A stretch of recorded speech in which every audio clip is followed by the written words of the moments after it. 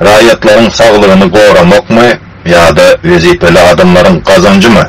Türkmenistan'ın konstitusiyasının 50. maddesine layıklıkta her bir adamın sağlığını korup saklamağı, şol sandı devlet sağlığı koruş idarelerinin hizmetlerinden muht faydalanmağı hukuku vardır. Konstitusiya halka şeyle hukuk verse de iş yüzünde velin Türkmenistan rayatları göz görtele kanun bozulmalar bilen %100 olyarlar.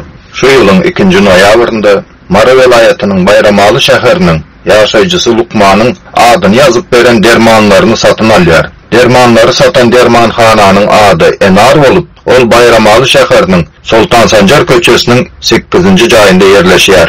Şol Enar adlı dermanhanadan dermanlar satın alan vatandaşımız öyüne gelen son dermanların birinin ulanış möhletinin geçendigine göz yetiriyor. Hastakılı seftrikasyon natrisi adlı dermanın möhleti kutaran vatandaşımız hayal etmen yankı dermanı satın alan dermanhana uğrayar. Dermanhana işverleri dermanı izni almaktan yüz övriyerler.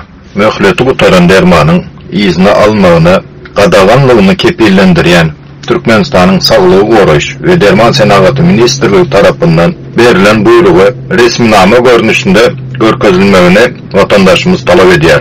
Ol talabı çınlığa eser eden olmadı. Dermanhananın satıcısı hem yaravlılık möhleti geçen dermanın pulunu izne vermedi. Müşterilere ne iyilik bildiryanını, elimde sevim var, seni izni almayanını, ya size kanun yuranı yok mu? Havva deyip telefon ait. Yuranı yok mu sana kanunu? Seni izni alamak mı? Sen Dubai'den yine bir kıyızlar ya da senden çiğimin alamak tüfek çıksa dermanhane. Ağam bazarda olan yok o da. Sen gidiyen zaten bazarda olan yok. Düşünüyor musun?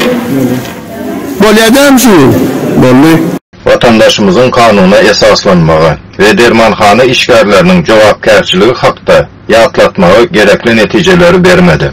Möhleti geçen dermanı satın alan vatandaşımız şeyle diyer. Men Bayramalı şehirinin polisiya merkezine vardım ve bolan hadisanı cikmecik gurrun verdim. Hayal etmen çare görmeklerini talep ettim. Yöne polisiya merkezinde menin talabımı kabul etmediler deyip bizim haberçi çeşmemize gurrun verdi. Menin başıma düşen vakanı ve Türkmenistan'da bolup geçen eden ettilikleri halk köpçülüğüne çıkarın deyip bizden hayiş etti. Şeyle adaylarda Türkmenistan'ın ne polisiya kulluğu ne de prokuratura işgərləri halkın arzını dinleyerler. Dermanların ağlağı bölüğünün möhleti dolanlığı sebeple kutulu delde yekan satılıyor. Hem için beyleydiler. Sebebi ulanmana yaravlılık möhleti kutin başında görkezlen Kali permanganat yani halk içinde margansovka adlı bilen tanılan dermanı ve vodorodun periksini asla satın almak mümkün değil. Yani asla satılan ok. Devlette hüküm süren bir düzgünçiliklerden yukarı vazifeli emeldarlar peydalanıp cebri ve pidanı çekmek olsa karamaya halkın boynuna atyarlar.